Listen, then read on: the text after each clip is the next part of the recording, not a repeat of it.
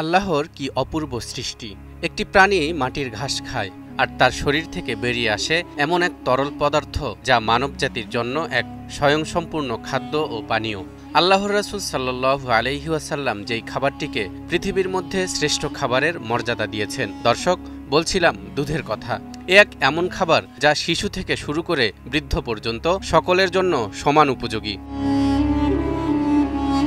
একটা সময় মানুষ জানত না গৃহপালিত গবাদি পশুর দুধ আসলে কিভাবে তৈরি হয়। তারা ভাবত স্তনের আশপাশের সাদা চর্বি থেকেই বোধহয় সাদা দুধ তৈরি হয়। প্রাচীনকালে সমাজে এমন নানা ধারণা প্রচলিত ছিল, কিন্তু মহান আল্লাহ তাআলা আজ থেকে ১৫০০ বছর আগে এসব ভ্রান্ত ধারণার মূলোৎপাটন ঘটিয়ে দুধের মূল উৎস সম্পর্কে জানিয়ে দিয়েছেন। ইরশাদ হচ্ছে, ওয়া ইন্না লাকুম ফিল আনআমি লাইবরাহ নুসকিকুম মিম্মা ফি বুতুনিহি মিন বাইনি ফারসিন ওয়া দামিন লাবানান খালিসান সাইগাল লিশ-শারিবিন। আর নিশ্চয় গৃহপালিত চতুষ্পদ জন্তুর মাঝেও রয়েছে তোমাদের জন্য শিক্ষা। তোমাদেরকে পান করায় ওদের পেটের গোবর আর রক্তের মাঝ থেকে বিশুদ্ধ দুগ্ধ, যা পানকারীদের জন্য খুবই উপাদেয়। দর্শক দেখুন, আল্লাহ স্পষ্ট করে বলছেন দুধ আসে গোবর ও রক্তের মাঝখান থেকে, অথচ তা হয় উপাদেয় এবং পান করার জন্য উপযোগী।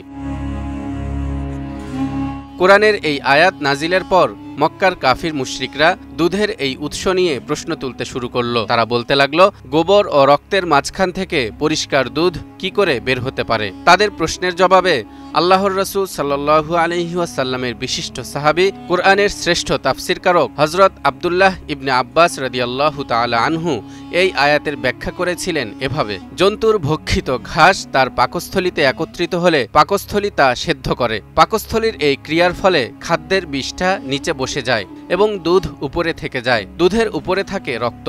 এরপর যকৃত এই ৩ প্রকার বস্তুকে পৃথকভাবে তাদের স্থানে ভাগ করে দেয়। রক্ত পৃথক করে রগের মধ্যে চালায় এবং দুধ পৃথক করে জন্তুর স্তনে পৌঁছে দেয়। এখন পাকস্থলীতে শুধু বিষ্ঠা থেকে যায়, যা গোবর হয়ে বের হয়ে আসে।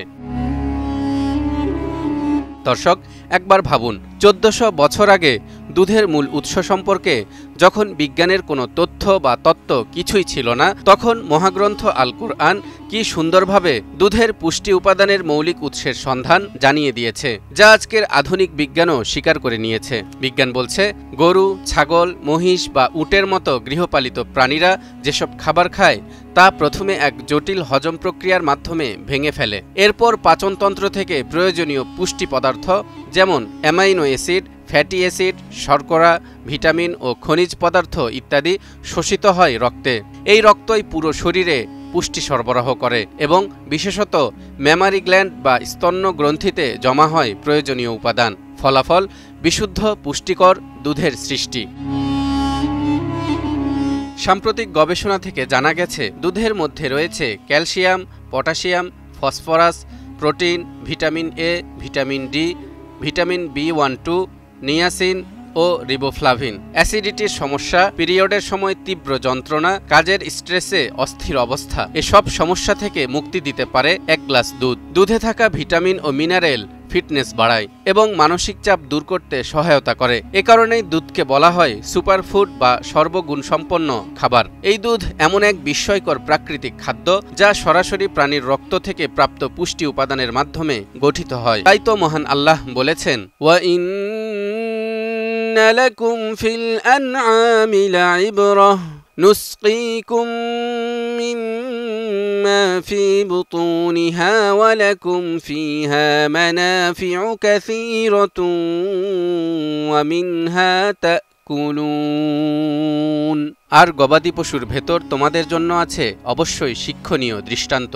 তাদের পেটে যা আছে তা থেকে আমি তোমাদের পান করাই দুধ, আর তাতে তোমাদের জন্য আছে বহুবিধ উপকার এবং তোমরা তা থেকে গোশত খাও। হাদিসে দুধকে সর্বোত্তম খাবার ও পানীয় বলা হয়েছে।